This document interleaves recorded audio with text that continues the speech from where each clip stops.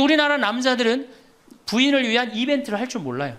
그러니까 이게 어떻게 있느냐면 가을 젖은 낙엽 땅바닥에 붙어 있듯이 쫙 부인한테 붙어 있으면서 밥 새끼 따박따박 그냥 받아먹고 끝난단 말이야. 설거지를 하기라나 뭘 하기라나.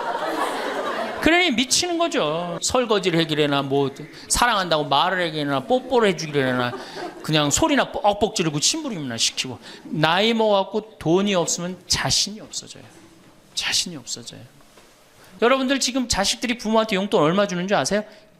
1년에 100만 원 줘요. 그 나누면 8만 원이야. 8만 원. 그걸 받으려고 있는 돈 없는 돈 대동아 전쟁부터 고생해가면서 그렇게 키워요.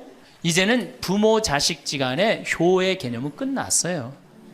효는 끝났다고 그래요. 평균 수명 100세 시대가 다가왔습니다. 사람들은 대부분 20대에 공부하고 30대에 결혼해서 50살까지 자식을 키우고 60대까지 세운 인생 설계를 전부라고 생각합니다. 그 후 40년 동안 인생 설계가 돼 있는 사람들이 얼마나 될까요? 노년은 인생의 휴가를 받은 것과 마찬가지입니다. 살아가야 할 날들이 몇 년 남았는가 깊이 생각해 볼 필요가 있습니다. 나이를 먹으면서 가장 큰 문제는 외로움입니다. 우리나라 노인 자살률은 OECD 국가 중 1위로 일본보다 2배가 높습니다. 1996년 당시 노인 10만 명당 28명에 해당했던 자살 인구가 2006년 10만 명당 50명이 훌쩍 넘었습니다. 노년처럼 축복받은 삶이 어디 있을까요? 오래 사는 것은 큰 축복입니다. 축복의 시간을 행복하게 살아야 합니다. 하지만 사람들은 노년기에는 잃어버리는 게 많다고 생각합니다. 물론 나이를 먹을수록 더 많은 슬픔을 견뎌야 하고 더 많은 것을 잃습니다. 상실은 노년의 가장 두드러진 단면입니다. 친구, 친척, 배우자, 심지어 자녀가 먼저 세상을 떠날지 모릅니다. 상실이란 단순히 죽음만을 뜻하지 않습니다. 삶의 모든 측면이 상실의 영향을 받는 듯합니다. 사회적, 경제적인 것 외에도 눈이 침침해지는 것과 같은 육체적 상실은 독서나 운전처럼 즐거움을 주었던 활동을 어렵게 만듭니다. 상실을 경험한 사람들은 다른 사람과 나눌 수 있어야 합니다. 황창현 신부님께서는 외로움과 상실로 힘든 노년기에는 가장 중요한 존재가 친구라고 합니다.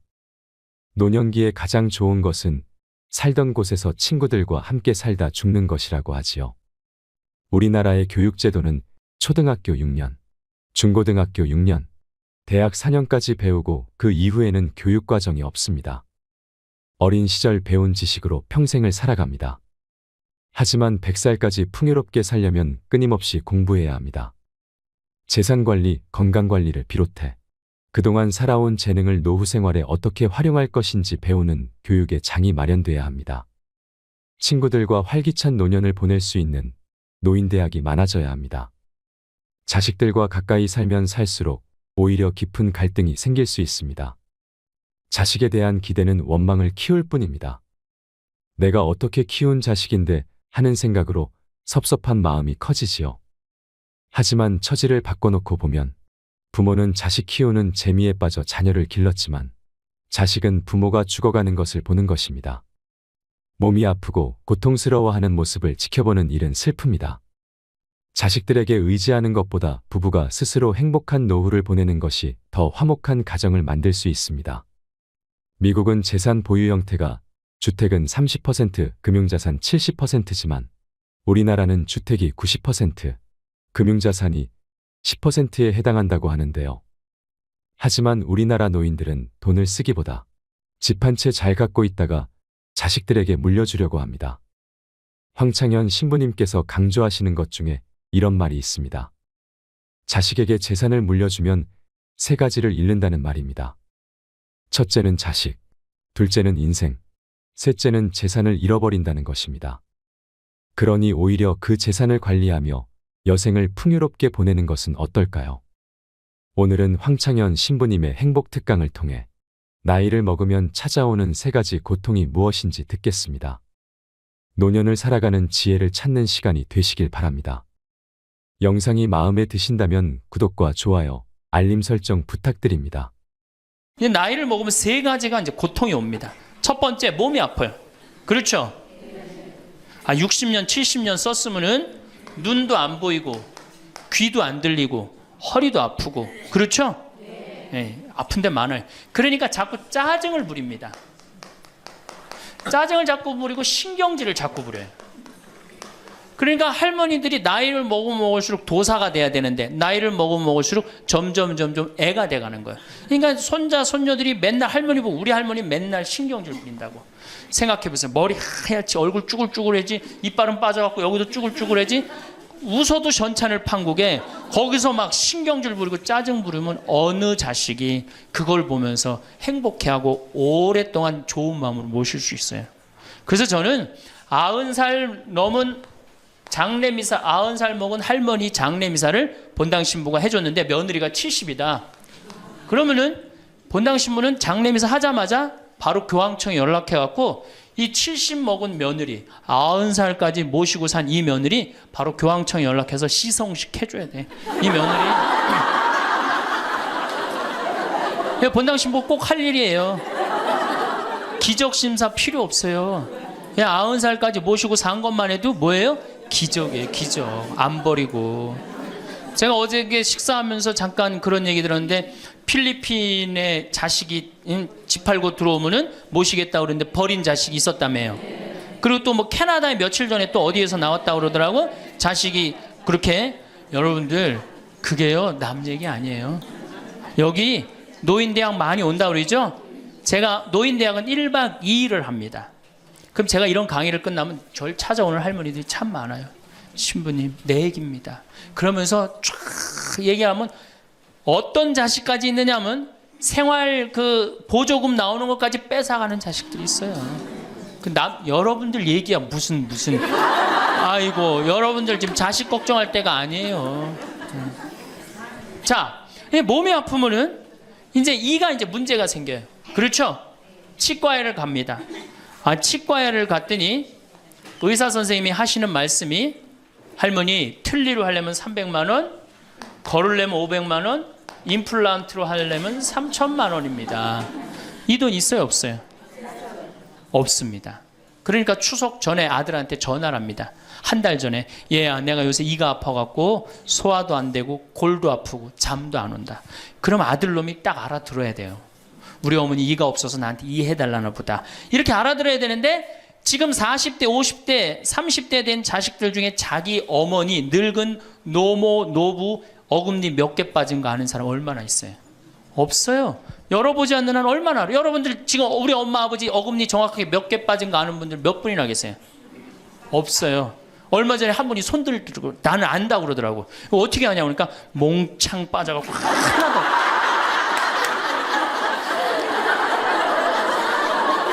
그러지 않는 한 자기 부모님 어금니 몇 개 빠진 거 아는 사람 없어요. 제가 지금 강의를 한 10만 명 이상 했는데 정말로 아는 사람들 없어요. 그러니까 이 아들놈이 한다는 소리가 어머니 소금으로 양치하세요. 헬 이빨이 있어야지 소금으로 해든지 말든지 했지. 이 속으로 끓는 거죠. 2주 전에 또 전화를 합니다. 얘야 내가 요새 이가 더 아파갖고 소화도 안 되고 잠도 안 오고 골도 더 아프다. 어머니 왜 이렇게 내 말을 안 듣느냐고 소금으로 해래니까. 그리고 이제 아들이 추석날 와갖고 용돈을 주고 왔는데 딱 10만 원을 주고 갔다. 그러면은 이때부터 미치는 거예요. 이때부터 속이 끓기 시작하는 거예요. 젊었을 때는 자식 키우는 재미로 보는 재미로 그렇게 했는데 지금은 이제 내 몸 하나도 이제 건사하기 힘들고 죽지도 않으니까 막 속이 막 미치는 거예요. 어디 가서 얘기하고 싶은데 창피해요, 안 창피해요? 창피합니다. 그러니까 이제 누굴 찾아오냐면 이제 본당 신부를 찾아옵니다. 저를 이제 찾아오는 거죠. 신부님, 내 말 좀 한번 들어보세요. 할머니들이 이제 내 말을 들어보라고 그러면은 이제 몸 아픈 거, 아들이 이해 안 해준 거 이런 것만 하면 내가 다 알아듣는데 우리 할머니들은 내 말 좀 들어보라고 그러면은 꼭 어디서부터 시작하냐면 대동아 전쟁부터 이제 시작해요.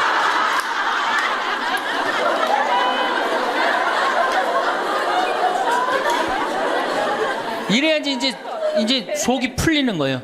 내가 신부님 대동아 전쟁에 시집 와갖고 시집살이 한 얘기, 정말 고생한 얘기. 그래서 신부님 이제 해방이 됐어요. 해방이 돼갖고 좀 살만한가 했더니 글쎄 6.25가 터지지 않았어요. 6.25 아직 이빨 얘기 나오려면 멀었어요. 이제 6.25 그리고 이제 53년부터 참 우리 지금 70대 80대 된 할머니 할아버지들한테 잘해야 돼요. 53년부터 62년까지 똥구멍이 찢어지게 가난하게 고생한 얘기 합니다. 전 정말 몰랐어요. 똥구멍이 찢어지게 가난하다는 얘기를 참 많이 들었는데, 그래서 할머니한테 한번 물어봤어요. 할머니, 똥구멍이 찢어진 게 뭐예요? 신부님, 말도 마십시오. 6.25 전쟁 때 여러분 2차 세계대전에 쏟아놓은 폭탄을, 그거 남은 폭탄 다 우리나라에 다 쏟아붓어요. 그러니 전쟁 끝나고 뭐가 있어요? 전부 다 폐허가 돼갖고 아무것도 없죠. 가을에 우리나라가 한 85% 이상이 소작농이에요. 겨우 자기 해 먹을 거 그것밖에 안 됐어요. 전쟁 끝나고 9월에 이제 추수를 합니다. 9월에 추수를 하면 먹을 게 언제 떨어져요? 2월에 떨어져요. 그럼 보리는 언제 펴요? 5월에. 여러분도 오시면서 보리밭 보셨어요. 보리밭 이렇게 있는 거. 5월에 이제 보리가 피면은 2, 3, 4, 5월을 견뎌야 되는데 먹을 게 있어요? 없죠. 그러니까 산에 풀뿌리 캐서 먹고 나물 캐서 먹고, 그것도 모자라면 이제 뭐를 캐서 먹느냐면, 뭐를 먹느냐면 소나무 껍질 안에 하얀 속살, 그거를 이제 벗긴다 그래요. 그걸 벗겨갖고 말린다 그래요. 말려갖고 그걸 간대요.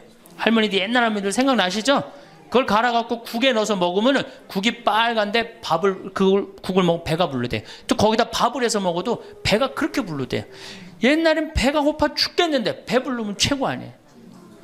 배는 이제 먹었는데 이제 배는 부르는데, 문제는 이게 섬유질이 엄청나게 강한 거예요. 이게 야채나 뭐 채소나 과일의 섬유질하고 틀리대요. 그래갖고 이제 이게 들어가면 소화가 안 되고 딱딱하게 굳는 거예요. 수분이 빠지고. 대장에 가면 이제 딱딱한 돌덩어리로 굳는 거예요. 그 딱딱한 돌덩어리로 굳은 걸 빼내려고 그러니 똥구멍이 찢어지는 거예요. 신부님, 똥구멍이 찢어지게 가난하게 고생한 얘기. 그러니, 그리고 이제 내가 자식들을 이제 내 자식만은 고생을 시키지 않으려고 정말 내가 먹고 싶은 거, 쓰고 싶은 거, 다니고 싶은 거 안 하고 논 팔고 소 팔고 정말로 고생해서 내 자식을 키워놨는데, 내가 늙어서 이해해달라고 그러는데, 아니 이 10만 원을 갖다 줬습니다. 신부님 억울해서 못 살겠다, 분해서 못 살겠다, 그 얘기를 해요. 이 얘기가 사실 남 얘기가 아니에요. 제 얘기예요, 제 얘기. 제가 아버님 70살 때 종합검진을 해드렸어요. 종합검진을 이렇게 해드렸는데 깜짝 놀랐어요. 결과를 보고 어금니가 하나도 없으신 거예요. 어금니가 하나도 없어. 그래서 아버지, 제가 맨날 이렇게 갈비집에 가서 갈비 사드릴 때 뭘로 드셨느냐고 그랬더니 아들 신부가 사주는 거라 앞니로 그냥 대충 씹어갖고 삼켰다는 거예요. 정말 기가 막히죠. 내가 전국에 다니면서 강의를 이렇게 했는데 내 아버지 입 빠진 건 모르고 참 창피하더라고요. 그래서 마침 내가 이제 치과 의사 하나를 세례를 줬어요. 그래서 불렀어요. 내가 너 세례를 줬는데 내가 네 세례를 주면 내가 네 영적인 아버지다. 근데 우리 육적인 아버지가 이가 하나도 없다. 돈은 내가 요것밖에 없으니까 네가 아버지다 생각하고 완벽하게 해놔라. 뭐 가장 정성을 들여서 해놔라. 내가 뭐 그 병원도 축성도 해주고 다 해줬으니까. 그래갖고 정말 아버지 하듯이, 아버지라고 그래라 그냥. 그래, 아버지 하듯이 거의 1년 동안 매주일 공사를 한 거죠. 그래갖고 완벽하게 해드렸어요. 그 다음부터 이제 갈비집에 가도 이제 심지까지 뜯어 드시고, 그 다음부터 이제 지리산 꼭대기까지 뛰어 올라갔다 뛰어내렸다는 거예요. 두 번째, 친구가 없어요. 이거 아주 중요한 겁니다. 몸 아픈 거. 우리나라가 OECD 국가 중에 노인 자살률이 1위입니다. 누구보다 높아요? 일본보다 2배가 높아요. 일본은 고독사 하기로 유명한 나라예요. 늙어서 혼자 죽기로 유명한 나라예요. 근데 우리나라는 그 나라보다 자살률이 2배가 높아요. 왜? 경제적인 이유 때문에. 왜? 여러분들 여기 이제 할머니 할아버지들 몇 분 계신데, 자, 내가 돈에 주머니가 없어. 그럼 바깥에 나가고 싶어, 안 나가고 싶어요? 당연히 안 나가고 싶어요. 내가 저 모임에 나가갖고 뭘 한번 얻어 먹었어. 그 다음에 내가 그 친구한테 사줘야 되는 내가 돈이 없어. 그 다음 만나게 돼요, 안 만나게 돼요? 나이 먹어갖고 돈이 없으면 자신이 없어져요. 자신이 없어져요. 그러니까 여러분들 자식 초등학생이 학원비가 50만 원, 지금 중학생이 70만 원, 고등학생이 90만 원이에요. 그러면은 내가 이 90만 원 중에 20만 원만 떼어서 어머니 용돈 줘봐. 우리 어머니 신나서 살걸? 근데 내 자식 학원비 90만 원 안 아까운데 부모 30만 원 용돈? 여러분들 지금 자식들이 부모한테 용돈 얼마 주는 줄 아세요? 1년에 100만 원 줘요. 그 나누면 8만 원이야, 8만 원. 그걸 받으려고 있는 돈 없는 돈 대동아 전쟁부터 고생해가면서 그렇게 키워요. 이제는 부모 자식지간의 효의 개념은 끝났어요. 효는 끝났다고 그래요. 많은 사회학자들이 효는 끝났다. 사랑만 남아있다는 거예요. 이 얘기도 이제 제가 곧 할 거예요. 자, 친구가 없으니까 속이 좁아져요. 그렇게 했어요? 안 그렇겠어요? 아니, 친구들이 있으면 얘기도 좀 하고 속도 풀고 그러면 속이 좀 이렇게 풀려 맺혔던 것도 풀잖아요.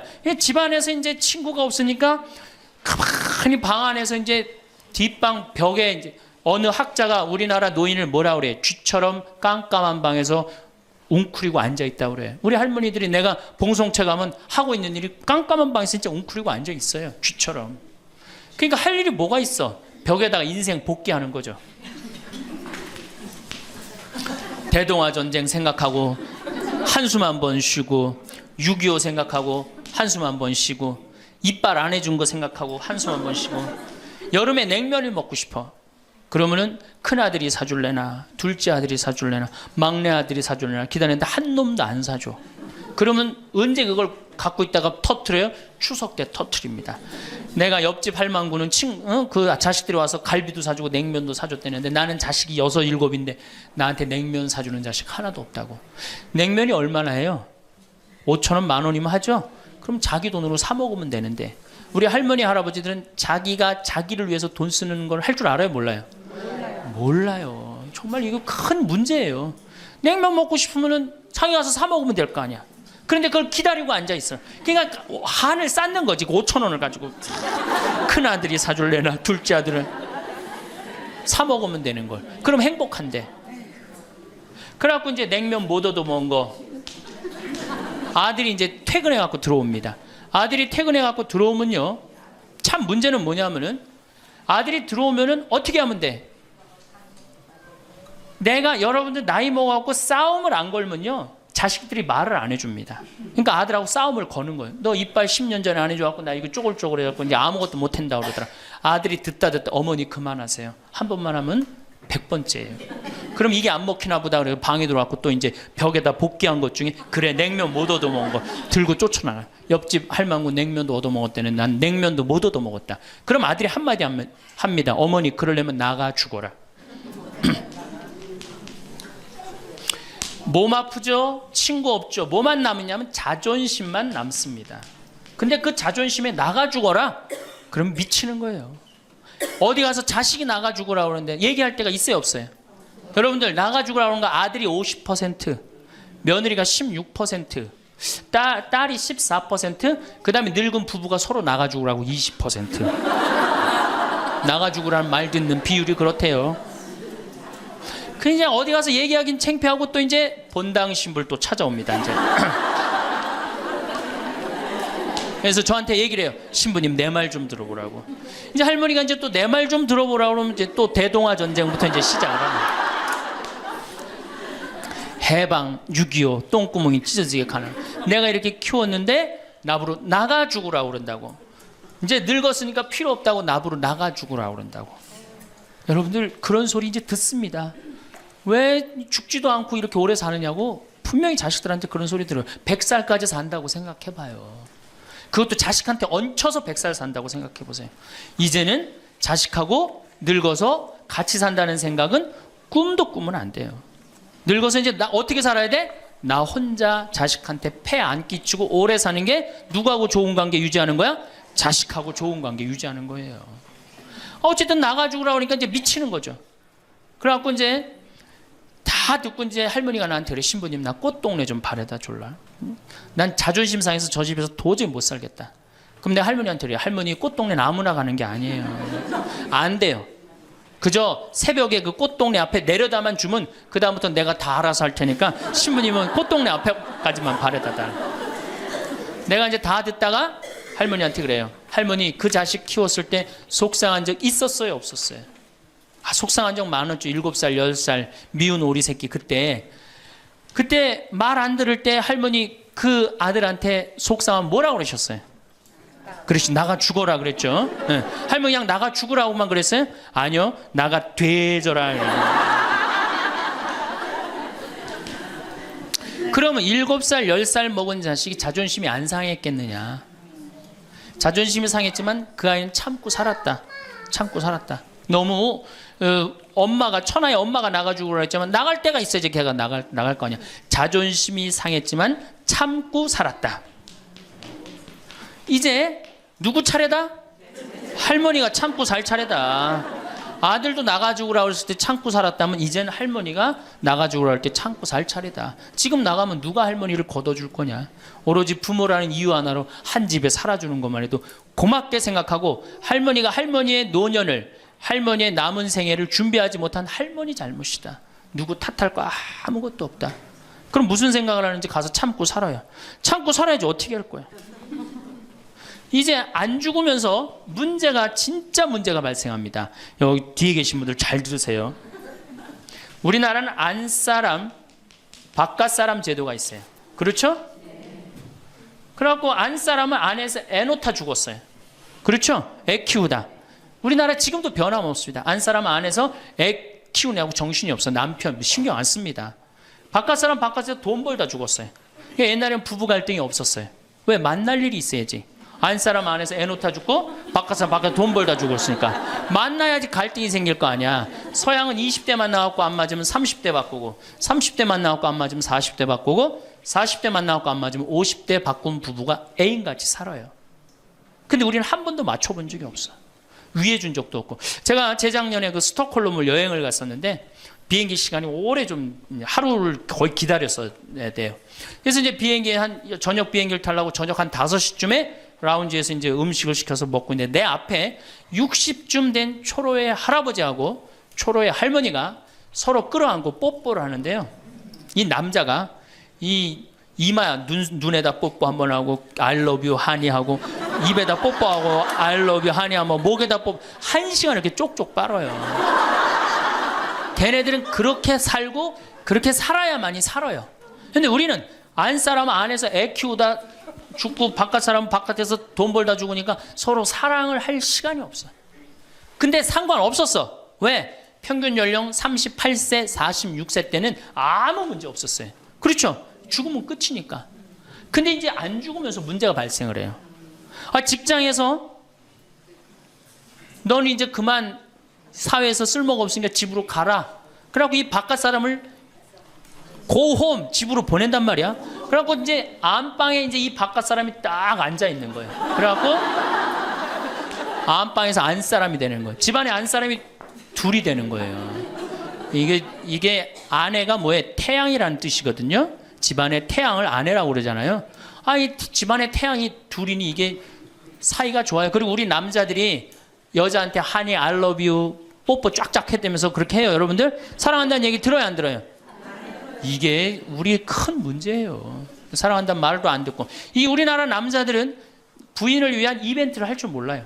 그러니까 이게 어떻게 있느냐면 가을 젖은 낙엽 땅바닥에 붙어 있듯이 쫙 부인한테 붙어 있으면서 밥 새끼 따박따박 그냥 받아먹고 끝난단 말이야. 설거지를 하기라나 뭘 하기라나. 그러니 미치는 거죠. 그러니까 할머니들이 저한테 진짜 할머니들이 그런 얘기 많이 해요. 아유 정말 30년 40년 동안 밥 해대는 거 지겹다고. 지겹죠. 설거지를 해기래나 뭐 사랑한다고 말을 해기래나 뽀뽀를 해주기래나 그냥 소리나 뻑뻑 지르고 심부름이나 시키고. 근데 이 할아버지가 어떤 할아버지가 갑자기 심장마비로 죽었어요. 그냥 얼마나 할머니가 좋아. 심장마비로 죽었으니. 병원에 가니까 의사가 딱 청진길 대더니 할아버지 돌아가셨다고 심장마비로. 이제 간호사한테 다 처리해갖고 냉도실로 모시라고. 영안실로. 그래갖고 이제 영안실로 이렇게 할머니가 이제 이렇게 할아버지 뒤를 따라가는데 이 할아버지가 가다가 깨어난 거예요. 깨어나갖고 이제 할머니가 뒤따라 온단 말이야. 그러니까 아우 나 좀 살아났으니까 얘기 좀 해달라고 막 그러니까 이 할머니가 못 들은 척.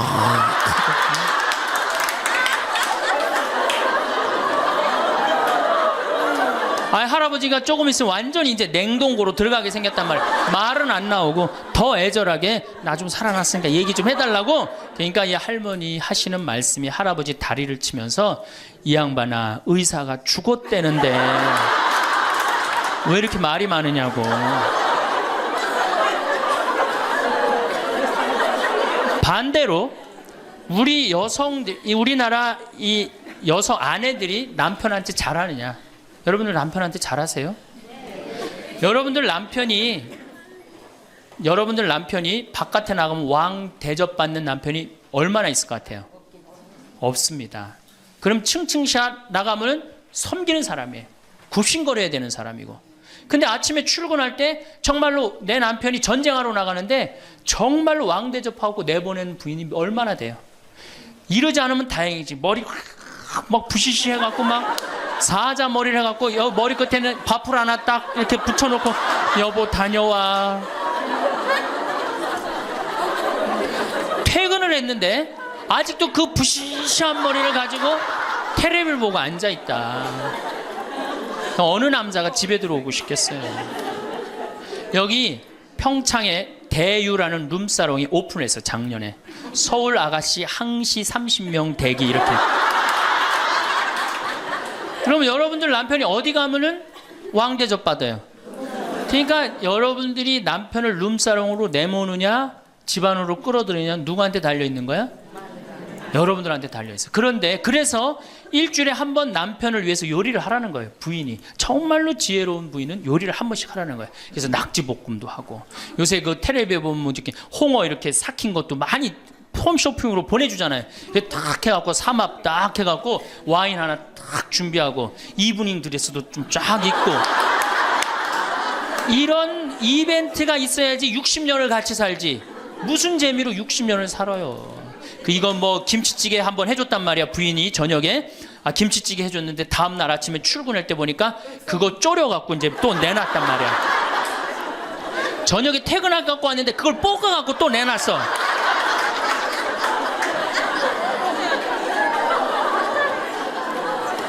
여러분들 자식한테 쏟는 거 반만 남편한테 해보세요. 여러분들 아마 얻고 살 거예요. 나이 먹어서 유일한 친구가 누굽니까? 남편이고 아내밖에 없어요. 제가 평택에서 본당 신부를 할 때 할머니 한 분이 남편이 평생 바람 피고 노름하고 술 먹고 나가서 딴살림했어요. 근데 이 할아버지가 늙어갖고 중풍이 걸린 거예요. 중풍이 걸려갖고 반신불수가 되고 집에 들어온 거예요. 그러니 이 할머니가 믿겠어요, 안 믿겠어요? 밉죠. 나만 보면은 빨리 죽었으면 좋겠다. 매일 입버릇처럼 했어요. 그러니까 이 할아버지가 또 말도 못하는 중풍이 이제 와갖고 고해성사를 이제 이렇게 할머니하고 할아버지하고 같이 들어와요. 그래갖고 이제 할머니가 이제 할아버지 잘못한 걸 다 나한테 얘기를 해줘요.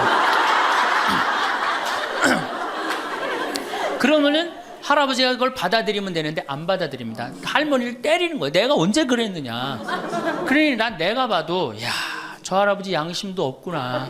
그냥 젊었을 때 저러더니 늙어서 고해를 대신까지 해주는데 얼마나 고마워. 그런데도 그냥 그 할머니를 때리고 저렇게 구박을 하니 참 정말로 빨리 죽었으면 좋겠다. 그런 생각을 했어요. 근데 그 할아버지가 돌아가셨어요. 마침 내가 있을 때. 그래서 내가 장례 미사를 해주고 할머니 손을 꼭 잡고 그랬어요. 할머니 이제 그동안 고생 많이 했으니까 이제 편안하게 집에 가서 이제 행복하게 쉬시라고 남은 여생. 그래갖고 이제 할머니를 보냈는데 그 밤 11시에 할머니가 전화를 했어요. 신부님 우리 집에 좀 와달라는 거예요. 한참 자는데. 왜 그러시냐고 그러니까 그 병상에 누워있던 남편이 없으니까 이 집이 그렇게 무섭고 쓸쓸하고 외롭고 허전하다는 거야. 지금 빨리 와서 기도를 해달라는 거야. 그래서 자다가 또 옷도 갈아입고 이제 내가 가고 그 할머니 이제 안수기도 해주고 이제 손잡고 기도해주고 오면서 늙어서 남편이 죽는다. 그날로 여러분들은 아무것도 아니에요. 완전히 홀로 되는 거예요. 그러니까 정말로 귀하게 지금 자식을 귀하게 해줘야 돼. 남편을 귀하게 해줘야 돼. 그러니까 오늘 당장 집에 가고 학원 끊어요. 학원 끊고 대학 다니는 자식 있으면 당장 휴학시키세요. 자, 맨 마지막으로 이제 돈이 없어. 이게 이제 제일 큰 문제죠. 그렇죠? 돈만 있으면 어떻게 해요? 자식하고 관계가 굉장히 좋습니다. 돈만 있으면. 어느 정도로 좋으냐? 작년에 내가 여기 우리 생태마을에 콩을 계약 재배를 했어요. 계약 재배를 했는데 1억 원어치 정도 콩을 샀어요. 그런데 제가 무슨 일이 좀 생겨갖고 돈이 없어졌어요. 있던 돈이. 그 돈이 이제 한 2달이나 3달 후에 나오는데 농민들은 빨리 돈을 달라는 거예요. 이 계약 재배해갖고 왜 안 주냐. 그래갖고 쩔쩔 매는데 꼭 요맘때예요. 우리 어머니가 딱 오시더니 아들이 막 쩔쩔 매고 사람들이 막 농민들이 왔다 갔다 하는 걸 보고 왜 그러시냐고 신부님. 그래서 내가 원래 계약 재배를 했는데 돈이 원래 한 2억이 들어오기로 했는데 그 돈이 안 들어왔고 내가 지금 못 줘서 지금 너무너무 당황스럽다고 그냥 그 얘기만 저는 했어요. 근데 어머니가 일주일 동안 있기로 하셨는데 그냥 집에 가시더라고요. 우리 누나한테 가자 그랬더니 차로 가셨어요. 그 다음날 어머니가 전화를 하셨어요. 신부님 내가 그 돈 해서 보냈다는 거예요. 하루 만에 어머니가 그 엄청난 돈을 해서 보낸 거예요. 아들이 그냥 뭐 그런 거 고생하는 거 보기 싫은 거지. 그래갖고 그 돈을 해갖고 싹 일주일 만에 싹 정리했어요. 나는 어머니가 얼마나 고마운 줄 몰라요. 저는요 우리 어머니가요 안 죽었으면 좋겠어요.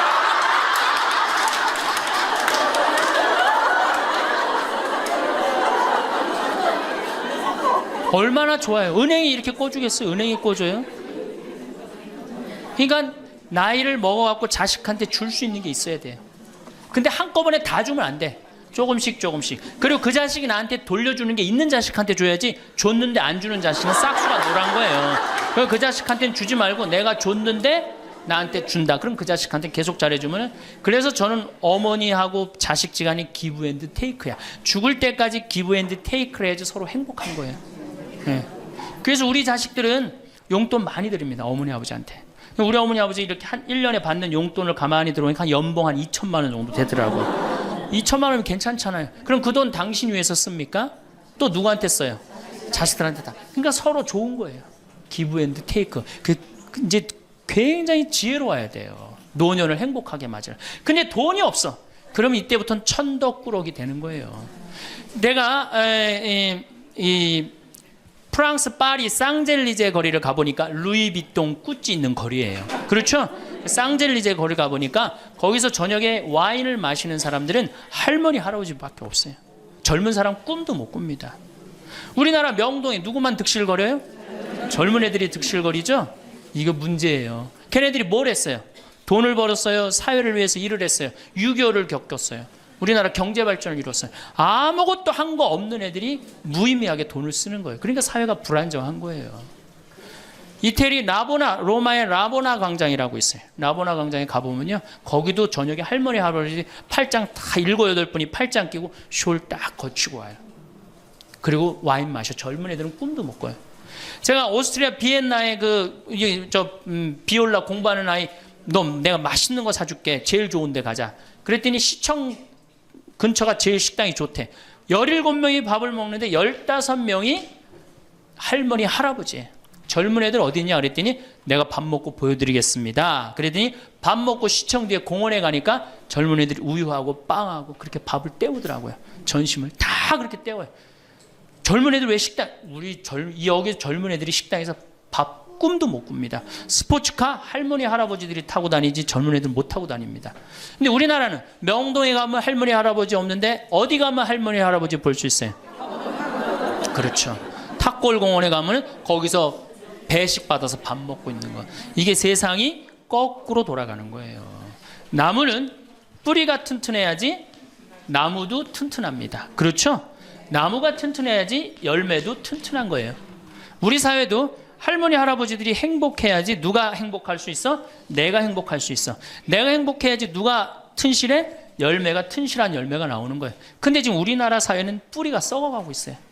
뿌리도 썩어가고 나무도 썩어가고 당연히 모두 썩어가요? 열매도 썩어가는 거예요. 지금 썩어가고 있어요. 자, 우리나라가 178개 국가 중에 행복지수가 102등이에요. 102등. 왜 102등이겠어요? 태어나면서부터 글자 공부하기 시작해. 유치원 특목 유치원 다녀. 영어 배워. 중국어 배워, 일본어 배워. 초등학교 가서 이 학원 저 학원 시달려. 공부 못하면 완전히 나쁜 놈이야. 이 세상에서 정말 부모한테 불효자야. 중고등학교 그래서 아주 자괴감 느껴. 대학교 가서 또 취직해야 돼. 그냥 죽어라고 입사 시험 보는데 실업자가 100만 명, 20대가 넘어. 대학을 졸업해도 취직도 못해. 그리고 어떻게 해서 결혼을 했는데 부모 돈 얼마를 뺏어요. 우리나라가 결혼 자금이 1억 7천만 원 들어가요. 미국 2,700만 원이에요. 그러니까 누구 돈 다 되는 거예요? 부모가 있는 돈 없는 돈 다 해주는 거. 미국은 안 해줍니다. 일본도 안 해줍니다. 일본의 부모가 어떤 부모가 훌륭한 부모예요? 결혼식 때 10만 엔 부조하는 부모 훌륭해요. 100만 원 부조하는 부모가 훌륭한. 그 더 이상 안 해줘요. 근데 우리는 있는 거 없는 거 다 해줘. 그렇죠? 있는 거 없는 거 다 해줘. 근데 자식이 죽으면 딱 좋은데 죽지도 않고 그걸 받은 은혜를 알아 몰라요. 받은 놈들은 끝까지 모릅니다. 이 열매 벌써 썩었어요. 그러니까 결혼해서도 자식 키우느냐고 고생, 집 얻느냐고 고생, 늙어서도 제대로 노년을 행복하게 즐기지 못해. 여행도 못 다니고 뒷방에 웅크리고 있어. 애들 때도 괴롭고 결혼해서도 괴롭고 늙어서도 괴로워. 그러니까 행복지수가 몇 등이야? 102등이에요. 이게 다 누가 만들어내는 거예요? 여성이 깨어나야 되는 거예요. 여성이 깨어나야지 우리 사회가, 저는 이 세상에서 대한민국처럼 살기 좋은 나라 없다고 생각해요. 누가 뭐라 해도 대한민국이 세계에서 제일 살기 좋아요. 음식점에 가면 물 공짜로 주는 나라 어디밖에 없어요? 대한민국밖에 없어요. 다 사 먹어야 돼요. 이 환경 하나만 해도 기가 막힌 거예요. 더 기가 막힌 거 뭔지 아세요? 아니 밥 먹었는데 커피도 공짜로 줘. 이게 정말 좋은 나라예요. 근데 왜 우리가 다 불행하다고 느끼느냐? 이 질서가 무너졌기 때문이에요. 여러분들은 노년에 행복한 노년을 가져야 돼. 그래서 제가 이제 다음 시간에는 어떻게 하면은 우리가 행복하게 살 수가 있느냐. 도대체 내가 성당을 나가는데 내가 도대체 행복이 뭔지 모르고 지금 살아간다는 문제가 있죠. 예수님이 뭐라고 그랬어요? 행복하여라. 그래서 다음 시간에는 행복에 대한 이야기를 하도록 하겠습니다. 감사합니다. 황창현 신부님의 강의가 어떠셨나요? 나이를 먹으면 3가지 고통이 찾아온다고 하는데요. 첫 번째는 몸이 아프고, 두 번째는 친구가 없고, 세 번째는 돈이 없다고 합니다.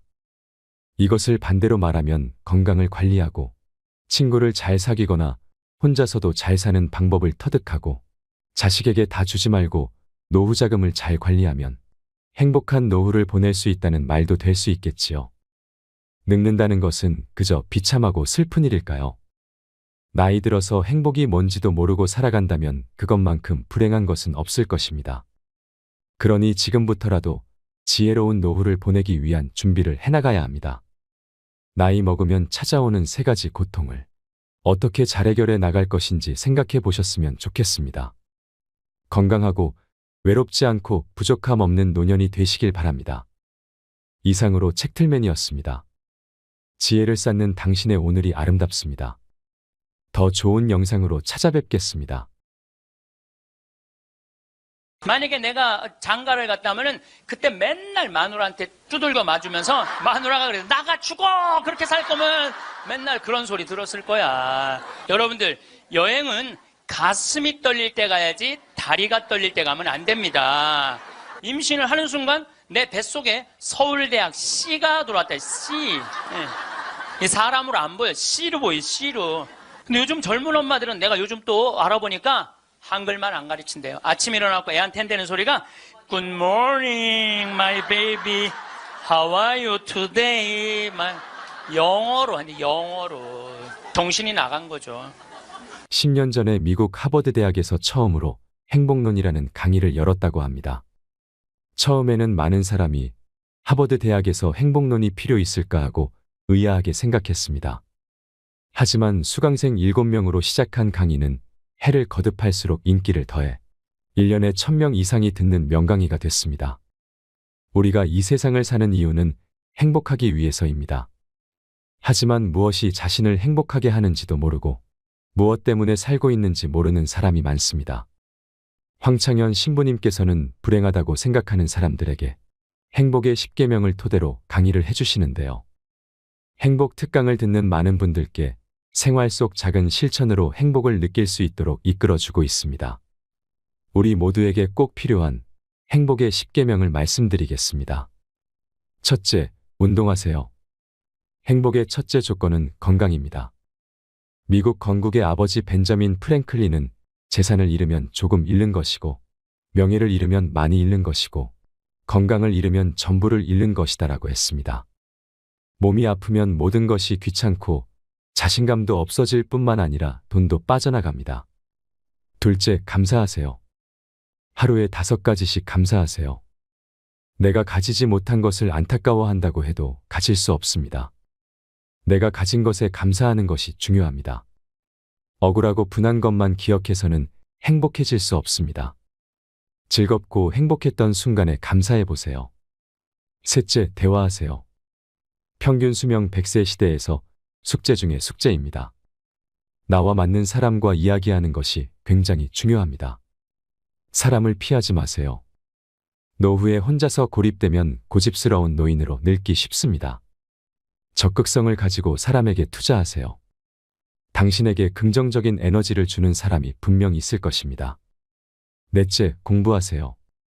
초등학교 6년, 중고등학교 6년, 대학교 4년 동안 배운 지식으로 50살까지 살아갑니다. 100살까지 살면서 남은 50년을 공부하지 않고 그냥 살 수 있을까요? 공부하면 세상에는 할 일이 너무 많고 역동적인 인생이 기다리고 있습니다. 배움에는 끝이 없다고 합니다. 노후를 행복하게 살아가는 지혜는 배움에 있다는 것을 잊지 마세요. 다섯째, TV 시청을 반으로 줄이세요. 현대의 하느님은 TV입니다. 거의 모든 가정의 거실 중앙에 TV가 놓여 있습니다. TV를 치우면 대화, 운동, 독서 등 할 수 있는 일이 많아집니다. 하루 종일 집안에서 TV만 보며 시간을 흘러보내기에는 너무 인생이 아깝습니다. 여섯째, 내가 기댈 수 있는 곳이 필요합니다. 특히 나이가 들수록 종교가 있으면 위안이 됩니다. 종교가 아니라 좋은 사람과 함께 시간을 보내는 것도 좋고, 책을 읽거나 산책을 하는 것도 좋습니다. 마음 공부를 할 수 있는 것이면 다 좋습니다. 내가 믿고 있는 가치관과 진리에 따라 살지 않으면 인간은 원하지 않는 방향으로 흘러가기 쉽습니다. 행복한 삶을 위한 내 기준이 없으면 인생이 원하지 않는 방향으로 흘러가기 쉽고 인간 본성이 원하지 않는 방향으로 가게 됩니다. 그러니 내가 마음 편히 기댈 수 있는 곳을 마련하세요. 일곱째, 웃으세요. 웃는 것이 행복으로 가는 최고 지름길입니다. 인간은 웃느냐 웃지 않느냐에 따라 행복이 결정됩니다. 웃는 사람에게 사람들은 매력을 느끼기에 인간관계도 좋아집니다. 여덟째, 먼저 전화하세요. 누군가 나에게 먼저 다가와 주기를 바라지 말고 먼저 다가가세요. 죽기 전에 가장 많이 후회하는 것 중에 하나가 왜 내가 먼저 그들에게 다가가지 못했을까? 왜 더 함께 시간을 보내지 못했을까라고 합니다. 그러니 친구와 가족들, 내 소중한 이들과 함께 시간을 보내세요. 아홉째, 자기 자신을 사랑하세요. 자기 자신을 사랑하지 않는 사람은 누구도 사랑할 수 없습니다. 자기 자신을 위해 시간과 돈을 쓰세요. 열째, 이웃에게 친절히 하세요. 자기 반성의 신앙생활은 이웃사랑으로 꽃을 피워야 합니다. 우리는 너무 인색하게 삽니다. 주변을 돌아보며 사랑을 실천하는 데 익숙해져야 합니다. 적어도 죽기 전에 내가 살아온 인생을 후회하며 가지 않도록 해야 합니다. 여러분, 나는 행복했습니다. 여러분도 행복하십시오라고 말할 수 있어야 합니다. 후회가 없으려면 우리는 행복하게 살아야 합니다. 황창현 신부님의 행복특강을 들으면 인생을 행복하게 사는 지혜를 깨달을 수 있습니다. 우리가 행복하지 않을 이유가 있을까요? 욕심을 조금만 내려놓으면 자유로움을 느낄 수 있을 것입니다. 황창현 신부님의 행복특강을 통해 인생을 살아가는 지혜를 찾는 시간이 되시길 바랍니다. 영상이 마음에 드신다면 구독과 좋아요, 알림 설정 부탁드립니다. 반갑습니다. 세상에 가장 허망한 약속이 뭐냐면 나중에 뭘 한다는 거예요. 나중에. 나중에. 제가 여러분들한테 강의 때 이렇게 말씀드렸어요. 여러분들, 여행은 가슴이 떨릴 때 가야지 다리가 떨릴 때 가면 안 됩니다. 기억나세요? 그런데 대개 한 50에서 60 되신 분들이 이때 여행을 가고 싶어, 말대로. 여행을 가고 싶은데 지금 애도 교육도 시켜야 되고 결혼도 시켜야 돼. 그러니까 신부님 나중에 간다고. 나중에는 없어요. 가려면 언제 가야 돼? 지금 가야 돼. 지금. 금 중에 제일 소중한 금이 황금도 아니고 소금도 아니고 지금이에요. 지금. 여러분들 중에 이런 분들이 있어요. 아, 오늘 정말로 갈비가 먹고 싶다. 내가 아들을 셋을 키워놨는데 큰아들이 사줄래나 둘째 아들이 사줄래나 막내 아들이 사줄래나 이렇게 생각하는 분은 바보 중에 상바보예요.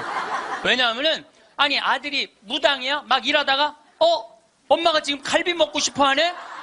오늘 가서 사드려야 되겠다. 이런 자식 있어요? 없어요? 없어요. 지금 갈비 먹고 싶은 거 누구만 알아? 나만 알아. 이거 누가 사줘야 돼?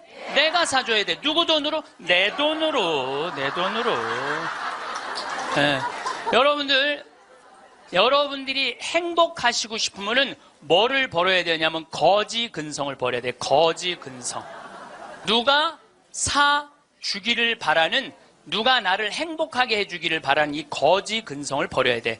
먹고 싶은 거 있으면 누가 사 먹어야 돼? 내가 사 먹어. 행복하고 싶으면 누가 행복하면 돼? 내가 행복하면 돼. 언제? 나중에 말고 언제? 지금. 여러분들 지금 어느 교수님이 한 얘기지만은 아이스크림이 있어. 이 아이스크림이 있는데 너무 더워. 그럼 이거 어떻게 해야 돼? 먹어야 돼. 언제 먹어야 돼? 지금 먹어야 돼. 이거 나중에 먹는다고 놔두면은 이거 녹아서 남아있어요? 안 남아있어요? 저한테 많은 암 환자들이 오죠. 많은 암 환자들이 와서 하소연할 때 이런 얘기를 해요. 신부님, 제가 정말로 이제 60부터 행복하려고 30살서부터 60살까지 돈만 모으고 아무데도 놀러 안 갔다는 거야. 근데 암이 걸려갖고 이제 아무데도 갈 수가 없다는 거야. 억울해 죽겠다는 거야. 차라리 그때 갈 걸. 미국 사람들은요 5개월 일해서 한 달 여행 가는 게 목적이에요. 5개월 열심히 돈 모아. 그건 이번엔 내가 뭐 어딜 간다 그러면 열심히 와서 한 달 휴가 화끈하게 갔다 와요. 또 한 5개월 열심히 모아. 또 한 달 화끈하게 왔다가. 그 사람들 한 30년 동안 살면서 거의 60번 정도의 휴가를 멋있게 갔다 오는 거예요. 근데 우리나라는 30살부터 60살까지 나중에 가려고 한 번도 안 가. 근데 떨커덕 뭐가 걸려? 암이 걸려갖고 이거 뭐 죽을지 살지 이거 모르는 그런 상황에 들어가는 경우가 많다는 거예요. 행복하려고 그러면 언제 행복해야 돼? 지금 행복해야 돼. 지금. 나중에는 기다려주지 않는다는 얘기예요. 그래서 투자를 하고 싶어도 여러분들이 가장 어리석은 투자가 뭐냐면 주식 투자예요. 주식 투자. 여기 지금 주식 투자하는 분들 분명히 계실 거예요. 자, 주식 투자를 할 동안은 저 돈 써요? 못 써요? 못 써요. 그런데 제가 모 은행의 지점장들 300명한테 강의를 한 적이 있어요. 근데 그분들이 나한테 이렇게 말을 해요. 대개 주식 투자하는 개인의 96%는 평생 하다 보면은 5천에서 1억 정도는 다 손해보고 나간다는 거. 96%가 써보지도 못하고 날리는 거야. 써보지도 못하고. 저는 요즘 필라테스라는 걸 해요.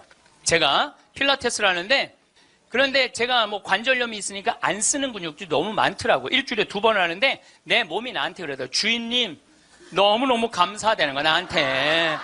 왜 이렇게 나한테 잘해주느냐고. 필라테스를 하죠. 그 다음에 내가 영어 공부하죠. 나한테 하는 투자는 아깝지 않아요. 그런데 주식 투자는 써보지도 못하고 날리는 거야.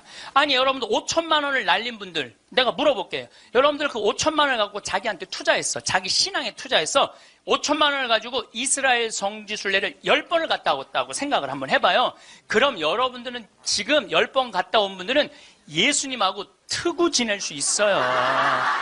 이스라엘 성지순례 10번 갔다 온 분들은 예수님하고 그냥 맘먹고 막 트고 그냥 얘기할 수 있어. 그게 나 주식 투자 5천만 원을 해갖고 한 푼도 못 건져갖고 아이고 속이야 아이고 가슴이야 이러고 사는 게 나아요. 어느 게 나아? 그러니까 오늘부터 주식 다 팔고 어떻게? 자기한테 투자하세요. 네. 나중에 투자하지 말고 언제 투자해? 지금 투자해야 돼. 지금 투자해야 돼. 그러니까 우리는 어떻게 행복한지도 모르고 서로 무시하고 사는 게 기쁨이 뭔지도 모르고 살아. 어쨌든 우리 이 대한민국의 건국이념은 돈이야. 돈이기 때문에 돈을 벌어야 되는데 땅덩어리가 넓어요? 캐나다는 우리나라보다 102배가 나라가 넓어요. 102배가 나라가 넓은데 이 나라는 나무만 팔아도 100년을 먹고 산다는 거예요. 나무만 팔아도. 사우디아라비아는 석유만 팔아도 국민소득이 7만 달러에 아무것도 안 해도. 근데 우리나라는 아무것도 없어. 땅도 안 넓고 자원도 없고. 그러니까 우리는 돈을 벌으려면 어떻게 해야 돼? 오로지 믿을 건 뭐 하나밖에 없어? 머리밖에 없어. 그러니까 우리는 돈을 벌으려면 뭐를 해야 되냐면 공부를 해야 돼. 공부. 엄마들이 이렇게 얘기를 합니다. 너 공부해서 훌륭한 사람 돼야 돼. 너 공부해서 너의 재능을 개발해야 돼. 이렇게 말하는 엄마가 없어요. 이놈 새끼야 너 커서 무시 안 당하고 돈 많이 벌려면 공부 열심히 해. 그러니까 우리는 공부를 왜 하냐면 무시 안 당하고 돈 벌으려고 공부하는 거예요. 애가 노래를 너무 잘해. 그럼 엄마가 이렇게 얘기해. 너 그렇게 맨날 배짱이처럼 노래하다가 나중에 커서 굶어 죽어 이놈 새끼야. 공부를 잘해야지. 공부를. 국영수를 잘해야 돼. 국영수. 노래는 공부가 아니야.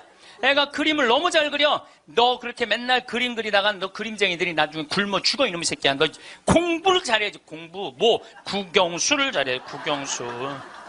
애가 공을 너무 잘 차. 너 이렇게 밤새 돌아다니면서 공 차다. 너 커서 굶어 죽어 이놈의 새끼야. 빨리 들어와서 공부를 해. 그래갖고 뭐를 해야 되냐면 국영수를 해야 돼. 그래서 우리나라는요. 학교를 다니면 다닐수록 자기 재능을 죽이는 교육을 하는 거예요.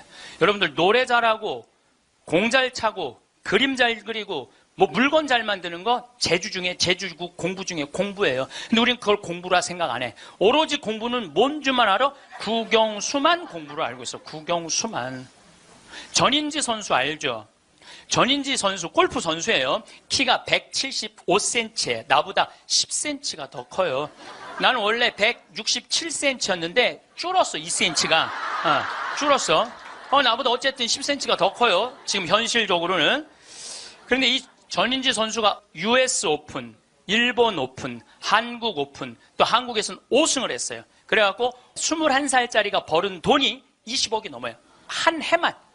그런데 전인지 선수는 초등학교 5학년 때 우리나라 12,000명 수학 경시대에서 모여갖고 똑똑한 애들 모여갖고 수학 경시대 중에 1등한 애, 대상 받은 애. IQ가 무려 138이에요. 이 선수를 공부를 가르치고 싶지 않았어요. 골프를 가르치고 싶었어요. 그래갖고 오전 수업 끝나고 골프 연습장 보냈어요. 오전 수업 끝나고 골프 연습장 보냈어요. 교감 선생님이 난리가 났어요. 아니 이 천재를 왜 수학연재를 운동을 시키느냐. 수학을 가르쳐야지. 그랬더니 조퇴를 계속 해주는 거야. 수업을 안 해주고 오전 수업하고 골프 연습장 가면 조퇴.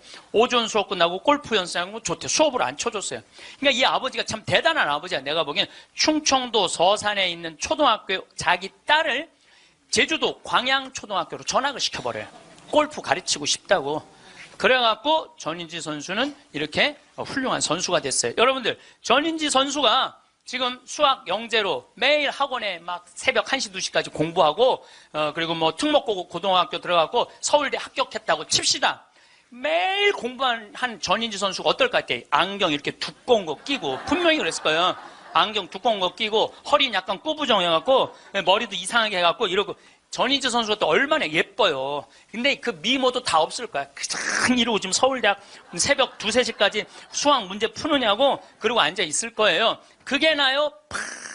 파란 잔디밭에서 드라이브 쫙 치면은 뒤에서 이 관중들이 굿샷 하고 한 번 US 오픈에 9억 딱 버는 게 어느 게 나요? 4일 동안 9억 버는 게. 이제는요. 공부 잘한다고 행복한 시대는 끝났어요. 자기 재능을 잘 키우는 사람이 행복한 시대가 온 거예요. 꼭 1등 한다고 행복해? 1등 한다고? 나는 고등학교 다닐 때 전교 610명 중에 597등 한 사람이야. 597등. 내 뒤에 딱 13명 있었어. 13명. 고등학교 1학년 때 정말 내 성적이에요. 그런데 작년이 내가 고등학교 졸업한 지 30년 되는 해. 작년이. 30년이 되면은 홈커밍 데이 행사를 한대요. 홈커밍 데이 행사라는 건 뭐냐면은 30년 만에 고등학교 졸업한 친구들끼리 다 모여. 호텔에서. 그래갖고 선생님 모셔다가 절도 하고 그 다음에 누가 출세했는지 누가 돈 많이 벌었는지 누가 잘 사는지 못 사는지 확인하는 행사래요. 그게 나는 작년에 처음 들었어. 그런 게 있는 줄. 왜냐하면 난 고등학교 졸업하고 동창 모임을 단 한 번도 나간 적이 없어요. 왜냐하면 길이 다른데. 기숙사 생활 저기 막 7년 하고 신학교 10년 하고 신부됐는데 친구들을 만날 일이 하나도 없었어요. 근데 내가 졸업한 고등학교는 지금 현역 국회의원이 3명 있어요.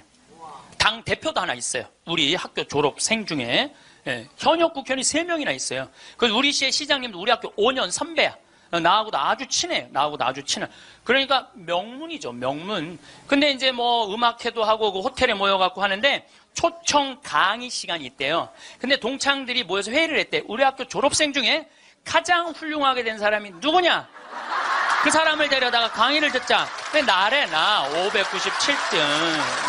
아니 1등을 데려다가 듣지 왜 597등을 데려다 들어.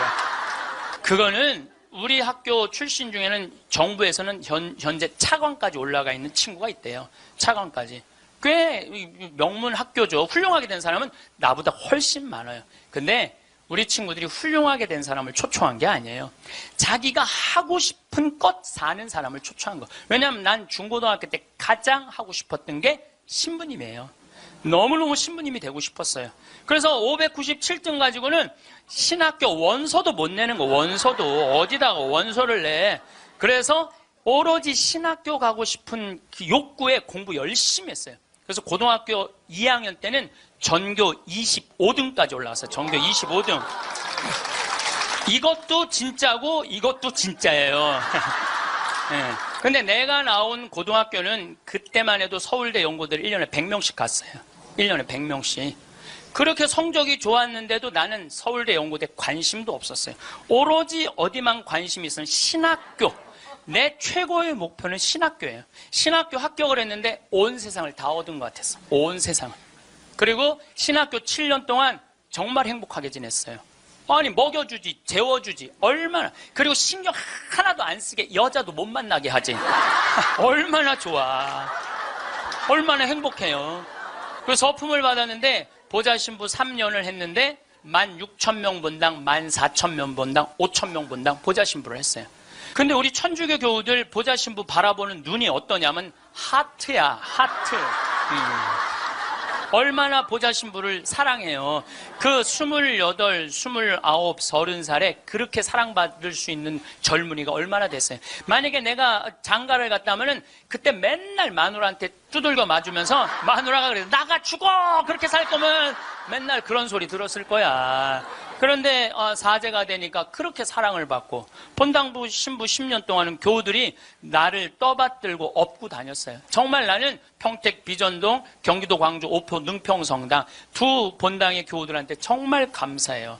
부족한 것이 참 많은 신부임에도 불구하고 정말로 전 세계에서 대한민국 교우들처럼 신부들한테 잘하는 교우가 어디 있어요. 10년도 행복하게 지냈죠.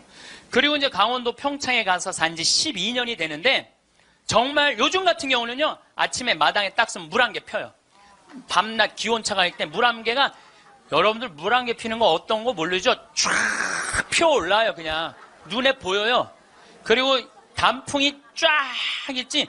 마당에, 생태마을 마당에 딱 앉아서 강을 내려다보면 근심 걱정이 하나도, 걱정할 게 뭐 있어? 마누라가 있어, 자식이 있어. 근심 걱정이 하나도. 얼마나 행복해. 그러니까 친구들이, 동창들이 와서 나한테 와서 보는 거, 야, 너 정말로 행복해 보인다. 왜냐하면 하고 싶은 일을 하니까. 하고 싶은 일을 하니까 행복한 거예요. 1등이 행복한 게 아니에요, 여러분들. 정말 행복한 거는요, 꼴등도 행복한 나라가 행복한 거예요. 1등이 행복한 나라는 행복한 나라가 아니에요. 평창에 와서 살면요, 갑부예요. 우리 땅 좋은 거 하나에 15만이 한 평에. 그러면 한 300평 사봐야 한 4,500만 원, 5천만 원이에요. 그리고 집 기가 막히게 잘 지면은요, 한 1억 5천이면 정말 이 서울의 어떤 집보다 멋있게 질 수 있어. 그래봤자 2억이야, 2억. 그리고 7억이 현찰로 남으면요, 평창에서 갑부로 살 수 있어요. 근데 우리는요, 1등에만 목을 매기 때문에 내려앉는 걸 할 줄 모르는 거예요. 내려앉는 걸 할 줄 모르는 거예요. 여기 있는 분들도 가만히 있어요. 난 망했어. 그리고 가만히 정신 차려보면 그래도 건질 게 많거든. 그런 거 정리해갖고 평창에 오면 다 되는 건데 여기서 살라고 그러니까 힘든 거예요. 여기서 살라고 그러니까. 그러니까 1등병을 고쳐야 돼요. 1등 병원. 자기가 하고 싶은 거 하고 사는 게 제일 좋은 거예요. 우리 집에 조카가 하나 있는데 3년 전에 내가 잠비아를 데리고 갔다가 얘가 말라리아에 걸렸어요. 그래갖고 여러분 1년에 말라리아로 걸려 죽는 숫자가 얼마냐면 300만 명이에요. 300만 명. 예. 근데 처음에는 말라리아인지 뭘 독감인 줄 알고 계속 수원에 있는 병원에 있었어. 근데 보니까 이게 치료가 안 되는 거야. 점점 백혈구 수치가 올라가는 거야. 죽기 직전까지 올라간 거죠. 너무너무 놀라갖고 내가 여기 서울 국립의료원에 입원을 시켜놓고 마침 서울대병원에 내가 강의를 나가니까 전화해갖고 최고로 좋은 감염내과 의사 찾아서 우리 조카 좀 내가 조카 하나 잡게 생긴 거 아니에요. 지금 아프리카 데리고 가서 조카 좀 살려. 그리고 내가 그날 내 평생에 그렇게 간절하게 기도한 적이 없어. 하느님, 우리 조카만 살려주면 내가 열심히 살겠습니다. 딴 생각 안 하고 내가 열심히 기도했어요. 조카가 살아났어요. 기적같이 살아났어요. 정말 죽으려고 그러는 애가 살아났어요. 근데 얘가 그 말라리아 걸리기 전에는 화학과를 다녔어요. 근데 별로 행복해 보이지 않더라고, 애가. 화학과를 다녔던 애가. 근데 말라리아 치료되고 난 다음에 학교를 때려쳤어요. 얘가 어렸을 때 성우를 하고 싶어 했어요. 그래서 뭐 바이올린도 배우고 피아노도 배우는 아이예요, 원래는. 근데 화학과를 간 거야. 바이올린하고 피아노 배우는 애가, 성우하고 싶은 애가 화학과를 가니 얼마나 한심해요. 그랬더니 나한테 그러는 거야. 삼촌, 내가 학교 때려쳤어. 그래서 왜? 그랬더니 내가 죽음 직전까지 가보니까 내가 좋아하는 걸 하다가 죽는 게 자기가 옳게 사는 거라는 생각이 들더래요. 그래서 얘가 공부를 해갖고 뮤지컬 학과를 들어갔어요. 뮤지컬 학과를 들어가고 아니 가자마자 장학금을 받고 다니는 거야. 화학과 다닐 때 장학금 하나도 받지 못했던 애가 자기가 좋아하는 걸 하면은 되는 거예요. 뭐 청음은 만점이래요. 이번 축일 때 얘가 우리 생태마을에 와갖고 저 삼촌 때문에 내가 인생이 바뀌었다 그러면서 노래를 하는데요. 정말로 웬만한 기성 그 뮤지컬 가수보다도 정말 잘한다고는 좀 문제가 있겠지만 절대 노래를 기가 막히게 잘하더라고. 얘가 노래를 얼마나 잘하는지 얘가 나하고 목소리가 똑같아.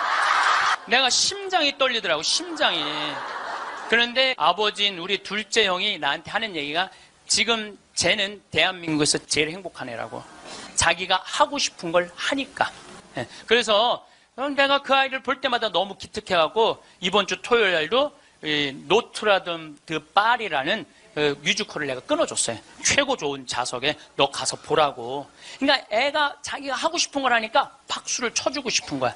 여러분들도 정말 자녀들을 사랑한다면 여러분들이 좋아하는 국영수를 가르치지 말고 자녀가 좋아하는 걸 찾아줘야 돼요. 그래서 우리는 1등을 해갖고 어딜 들어가야 돼? 서울대학을 들어가야 돼. 이게 행복 공식이야. 돈을 벌으려면은 공부를 잘해야 되고 공부를 잘해서 1등을 하고 1등을 해갖고 서울대학을 들어가야 돼. 근데 여러분들 우리나라 자살률 최고 높은 학교가 어딘 줄 아세요? 카이스트예요. 카이스트. 공부 잘한다고 행복한 거 아니에요. 하고 싶은 일을 하는 게 행복한 거예요. 서울대학을 들어가야지 행복하고 인생에 성공했다는 이 대한민국 사람들의 머리를 뜯어 고쳐야 된다는 거예요.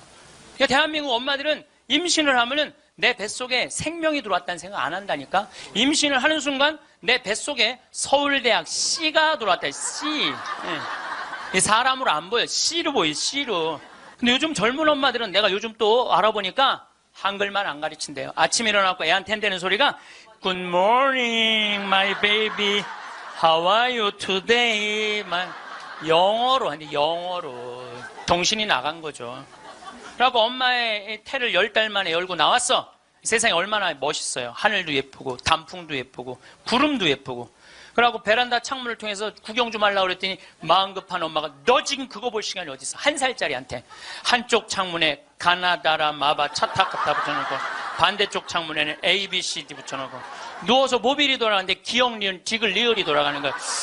자, 저는 이 이야기를 20년째 하고 있어요. 왜냐하면은 내가 가정방문 다녀보면서 제일 꼴배기 싫은 게 애방에 글자, 숫자, 영어 더덕더덕 붙여놓는 거예요. 그게 애를 위한 일이 아니거든요. 애를 정신을 혼란하게 만드는 거예요. 발도르프 교육이라고 있어요. 독일에서 1차 세계대전 끝나고 난 다음에 담배 공장에서 처음으로 한 교육이에요. 근데 이게 가장 인간한테 인권을 존중해주는 교육이래요. 이 발도르프 교육은 유치원 때부터 대학 졸업할 때까지 등수가 없어. 등수가. 누가 1등인지 누가 꼴등인지 몰라. 그리고 이 발도르프 교육에서는 사람을 어떻게 등수로 먹이느냐 이거예요. 사람 어떻게 등수로 평가하느냐 이거예요. 등수가 없어요. 그리고 지금 노르웨이, 핀란드, 덴마크, 네덜란드 다 등수 없어요. 우리나라처럼 1등급부터 15등급, 20등급 나눠놓는 나라가 없다니까요. 참 불행한 거예요. 이건 교육이 아니에요. 교육이. 근데 이 발도르프 교육에서 가장 하지 말아야 되는 거 머리맡에 모빌 달아놓지 말라는 거예요. 애기한테 모빌 달아놓으면 절대 안 된다는 거예요. 생각을 해봐요. 하루 종일 가나다라 갖고 놀고 ABCD 갖고 놀고 1, 2, 3, 4 갖고 놀았어. 너무 피곤해. 그래서 잤어 밤에. 자고 한 8시간 잤어. 오늘 하루를 개운하게 시작해볼까? 눈을 딱 떴는데 기역, 니은, 지글, 리을이 돌아가. 이게 애들한테 보통 스트레스가 아니라는 거예요. 그런 애들이 커서 다 치약 한 통을 다 짜서 동료 병사들을 먹이는 거예요. 그런 애들이. 그러니까 우리나라 애들은요, 어렸을 때부터 너무 스트레스를 받아갖고 중학교 2학년만 되면 폭발하는 거예요. 그래서 중2병이 나오는 거예요. 부모가 너무너무 괴롭혀갖고, 작년에 부산에서 한 초등학교가 선생님이 2학년인데 22명이 한 반인데 다음 중간고사 볼 때 만점 받는 애부터 밥 먹인다고. 그래서 국어, 수학을 중간고사에 봤대요. 근데 4명이 22명 중에 4명이 만점을 받았대.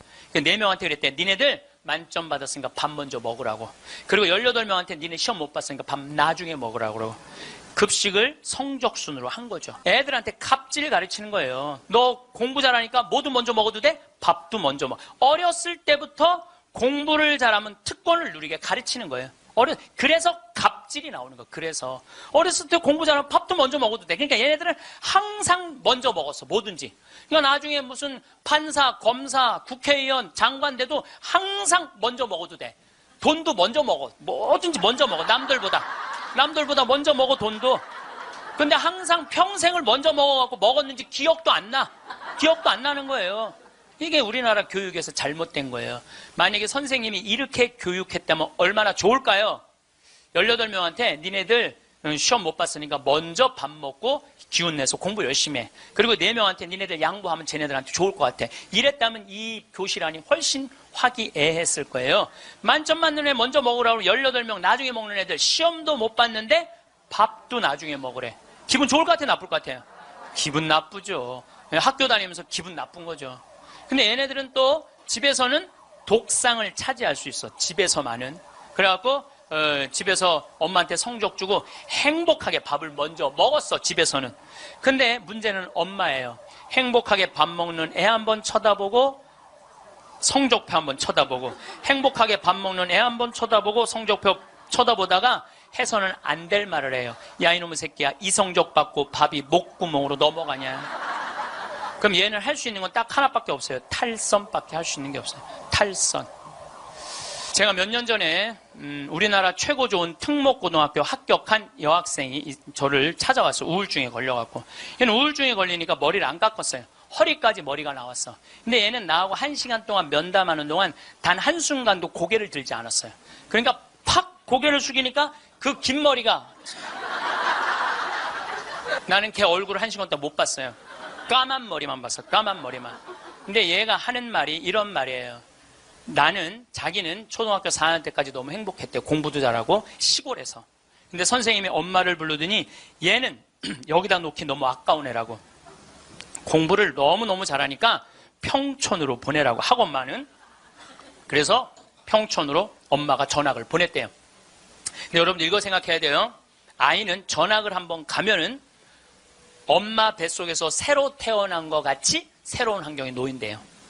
친구 새로 만나야지, 선생님 새로 만나야지, 가는 길 다르지. 그만큼 힘든 거야, 전학을 한번 가면은. 근데 가자마자 전교 1등을 했대요. 그러니까 바로 왕따를 당했대요. 그냥 사는 게 너무너무 학교 다니는 게 지겨웠대요. 근데 오로지 공부 잘하니까.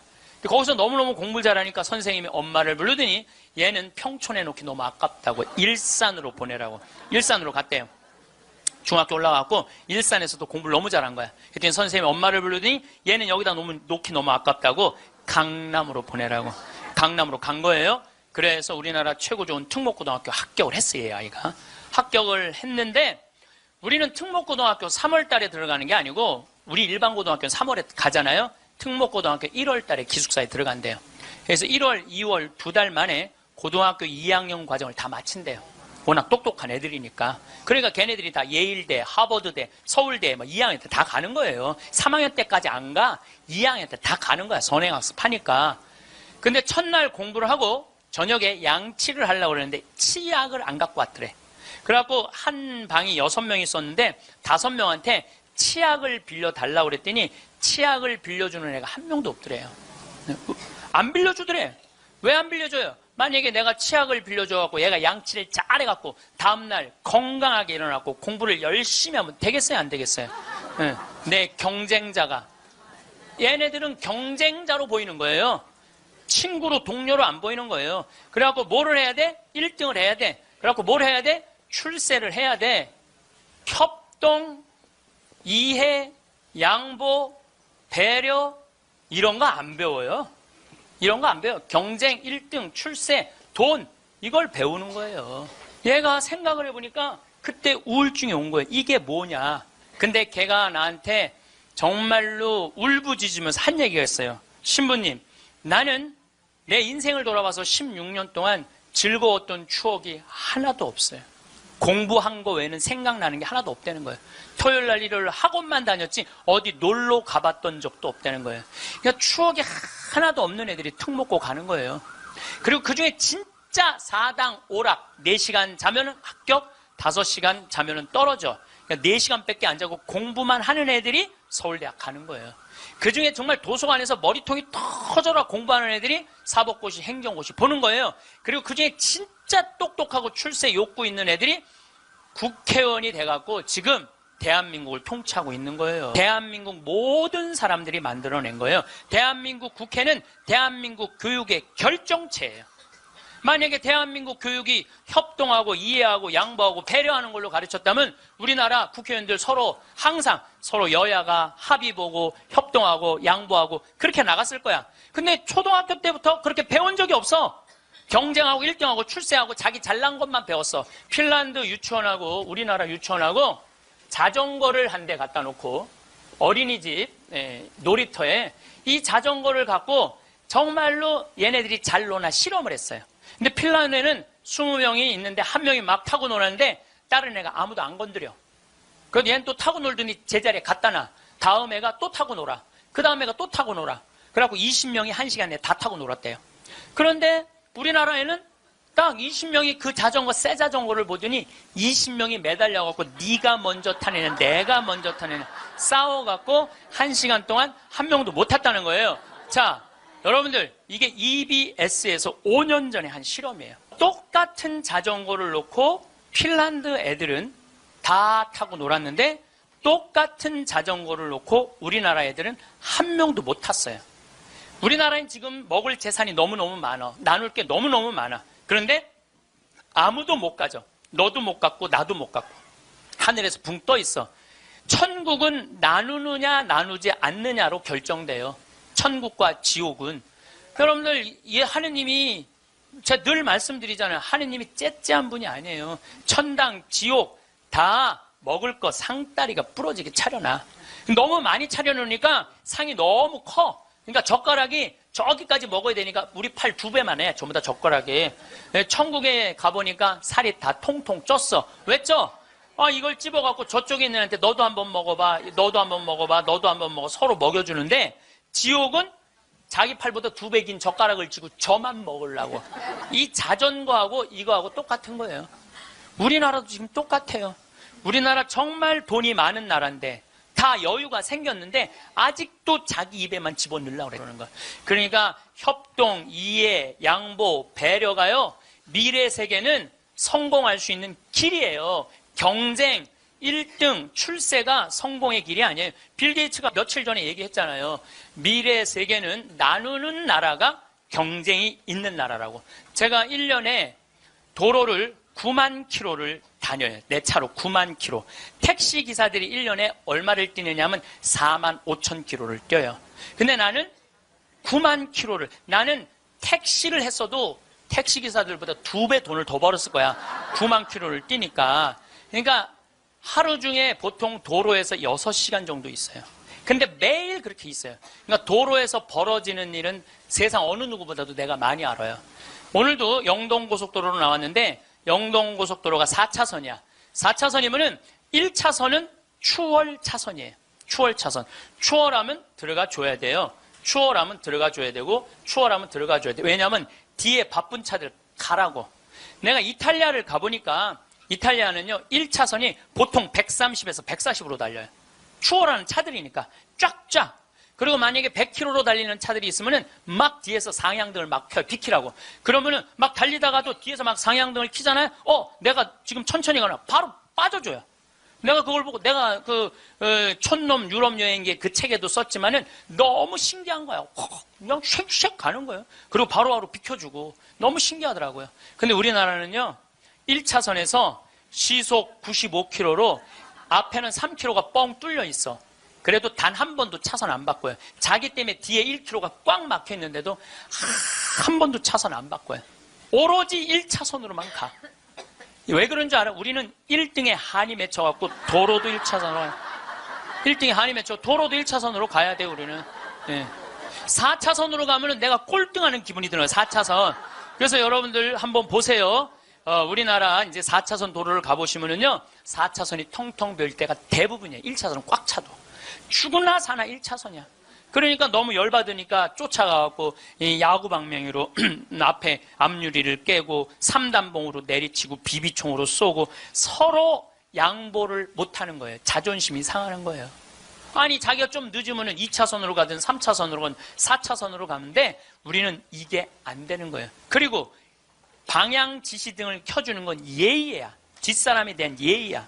그런데 10대 중에 방향 지시등을 켜주는 차들은 3대 내지 4대밖에 안 돼요. 그냥 들어가고 싶으면 들어가고 나가고 싶으면 나가고 자기 하고 싶은 대로 하는 거예요. 서로에 대한 예의가 안 갖춰져 있으니까 매일매일 폭력적인 일이 벌어지는 거예요. 가장 기본적인 걸 안 가르치는 거죠. 가장. 근데 지난번에는 뭐 서울에서 강의가 있어갖고 나오는데 2000쯤 나왔는데 뒤에 앰뷸런스가 내가 봐도 무지하게 급한 것 같아. 달려오는 게 막 상향등에 비상 깜빡이에 뭐 삐우삐우에 정신이 하나도 없는 거예요. 그런데 내가 딱 자리를 비켜줬는데 앞에 10대 중에 내가 쉬어봤어요. 몇 대가 비키나 딱 3대 비키는 거야. 나머지 7대는 그냥 가는 거야. 그러니까 너무너무 급하니까 지가 막 2차선 3차선으로 막 가더라고요. 그 앰뷸런스가. 그만큼 남에 대한 배려가 없는 거예요. 미국이나 캐나다는요 앰뷸런스나 경찰차가 소방관차가 딱 하잖아요. 모든 차는 양쪽 쫙 갈라져요. 그리고 아예 서버려. 그 차 가라고. 그게 기본적인 배려예요. 배려. 근데 우리는 왜 안 비키냐 그랬더니 그런 심리가 있대요. 저 안에 아무도 없을 거야. 지가 바빠서 저거 키고 가는 걸 거야. 이런 심리가 있대요. 얼마나 우리가 지금 기본이 안 돼 있는 게 지금 우리의 문화 안에 있는지 몰라요. 지난 1월 달에 제가 괌에 강의를 갔어요. 괌에 강의를 갔는데 저녁에 나하고 같이 간 신부님이 시내 구경 나가자고 해서 나갔어요. 근데 건널목을 건너려고 그랬는데 두 걸음을 걷는데 빨간불이 딱 켜졌어. 어떻게 뒤로 딱 물러났죠. 뒤로 물러났더니 그 앞에 있는 차가 나보고 웃으면서 가라는 거예요. 네가 가던 길이니까 가라는 거야. 뒷차들이 쫙 서 있는데 나는 빨간불이고 자기는 파란불인데 나보고 가라는 거야. 항상 선진국에 가보면은요, 누가 우선이냐면 사람이 우선이에요. 사람이 건너겠다면 차는 자기가 파란불이라도 서요. 그리고 신호 없는 데는 당연히 자기가 알아서 서요. 또 내가 또 보고 배운 게 많으니까 난 기사가 있으니까 보통 70 먹은 아줌마가 길을 건너려고 그러면 뒤로 돌아다 보잖아. 2차선에서 2개 차선 여기만 이면도로 주택가에. 그럼 내가 그래요. 저분 길 건너려고 그런다. 서라. 1년 동안 그냥 가는 거예요. 핸대는 소리가 차 조심해야지 왜 내가 조심하느냐고. 그러니까 사람이 차 조심을 해야 돼. 차가 사람을 조심해야 되는데 우리는 사람이 차를 조심해야 돼. 하도 내가 잔소리하니까 요즘은 서요. 딱 우리가 서갖고 웃으면서 가라고. 그럼 70 먹은 아줌마가 느닷없이 없이 우리가 쓰잖아요. 웃으면서 가라고 그러잖아요. 그럼 70 먹은 아줌마가 우리 차를 보고 표정이 이런 표정이야. 진짜 가도 돼? 이런 표정이야. 진짜 가도 돼? 이런 표정. 그래서 우리가 웃으면서 진짜 가도 돼요? 예. 그럼 그때서 웃으면서 건너가요. 그러니까 자기를 위해서 차가 서준다는 건 상상을 못하는 거죠. 자기를 위해서 차가 서준다는 거는. 제가 지난번에 원주 국토관리청에서 강의가 있었어요. 가깝잖아요. 내가 운전하고 나갔어요. 운전하고 나갔는데 치악체육관에서 강의 끝나고 돌아오는데 치악체육관에서 가는데 도로 한가운데 젊은이가 라켓 2개를 뒤에다가 메고 가운데 갇힌 거야. 걔네들이 갇혀있는데 차들이 싱싱 달리더라고. 건널목 한가운데 갇혀있는데. 그래서 내가 차를 딱 세웠어요. 내가 쓰니까 뒷차들도 다 섰죠. 한 개 차선이니까 다 서갖고 내가 쓰면서 웃으면서 건너가라고. 그랬더니 젊은이 둘이서 날 보고 하는 표정이 진짜 가도 돼? 이런 표정이. 진짜 가도 돼? 그래서 내가 진짜 가도 돼. 그랬더니 얘네들이 이 산더미만한 애들이 딱 건너가다가 갑자기 내 차로 몸을 돌리더니 90도 인사를 하고 가는 거예요. 걔네들 기분 좋게 건너가고 나 기분 좋은데 걸리는 시간이 3초밖에 안 걸렸어요. 3초. 근데 우리는 그 3초를 내놓지 못하는 거예요. 사람을 무시하는 거죠. 사람을 존중해 주는 게 아니라 사람을 무시하는 거예요. 제가 영어학원 다닌다고 이제 영어학원을 다니는데 이제 지하에다 주차를 해놓고 올라와요. 주차 1층에서 이제 내려야 돼요, 저는. 근데 이제 3층, 4층에 중학교 애들 영어 이제 학원이 있어요. 그 딱 내리면은 1층에서 내리려면 애들이 한 20명 서 있어, 바깥에. 엘리베이터 안에 사람이 꽉 차 있어. 근데 내리는데도 걔네들 밀고 들어와요. 학원은 다녀서 뭐해? 가장 기본적인 게 아무리 국영수를 잘하면 뭐해? 가장 기본적인 질서를 안 지키는데 지금 여러분들 자녀들한테 백날 공부 가르쳐봐요. 남을 양보하고 배려하고 남에 대한 어떤 협동이라든지 이런 게 안 가르쳐주면 안 지켜주면 공부해나 마나예요.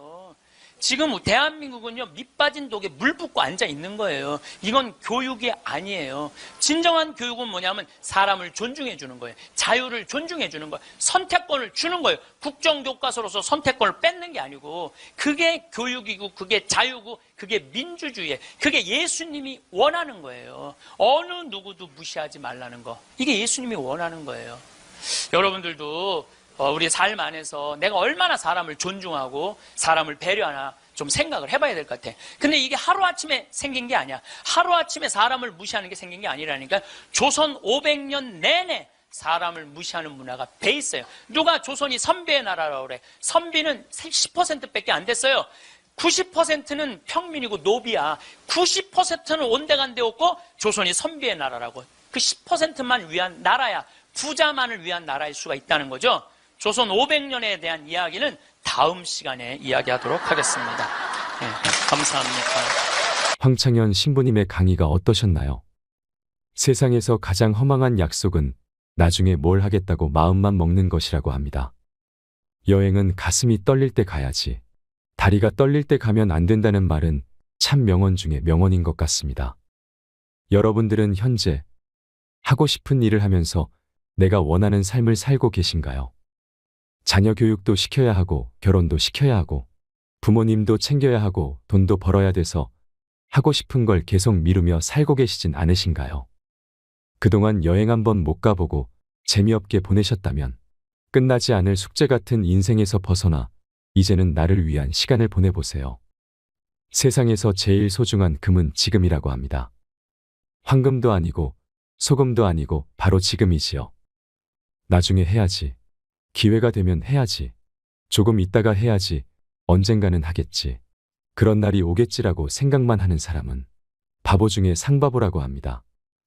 나이가 들면 누가 나를 행복하게 해주기를 바라는 거지근성을 버리라고 합니다. 먹고 싶은 거 있으면 내 돈으로 내가 사 먹고 행복하고 싶으면 내가 행복하면 될 일입니다. 나이 들어서 행복이 뭔지도 모르고 살아간다면 그것만큼 불행한 것은 없을 것입니다. 지혜로운 노후, 행복한 인생을 보내기 위해 어떻게 살아야 할 것인지 생각해 보셨으면 좋겠습니다. 여러분, 오늘부터는 꼭 더 많이 행복하세요. 건강하고 외롭지 않고 부족함 없는 노년이 되시길 바랍니다. 이상으로 책틀맨이었습니다. 지혜를 쌓는 당신의 오늘이 아름답습니다. 더 좋은 영상으로 찾아뵙겠습니다.